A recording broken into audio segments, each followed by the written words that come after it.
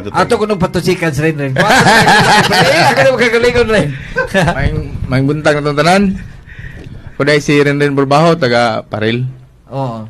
Daghan ba yung kay atang ani pagpuno? Tinuod, no? Rin? Tinuod? Ay, pansa. Oo. Pa rin.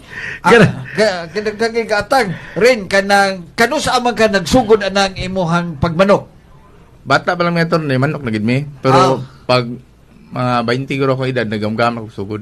By way of background, kani si Rin, gamay pa ni siyang bata, magsusuroy ko si iyang papa. Iyang papa, mo to'y ilado yung kay sa Barangay Paril, si Noy Isyong. Di ba? Tatay Lupi. Tatay Lupi. Oh, si Noy Isyong. Niya, Ako yung papa. kato si, imo maguwang si Buboy. Mo to'y makaraan niya, ang iyang papa, katong all-timer yung taga-bukid nga, magsakay o kabayo. Dagan may kabayo sa una. So, magsungsungong ka itong manukan itong bata pa ka. Tapos rin din, Gamay pa ko, manok na gid mi. Oo. Siya ito ni sito na namo. Okay. Gamay pa kay ko, manok na mi. Okay. Pero nagamgam ko sugod, mungkoy ko sugod una. Pasalamat. ditong Boss Mongkoy dyan, no? Mongkoy, Tagi guguna. arte ni. Tagiga. Niya gid ko nagsugod og manok.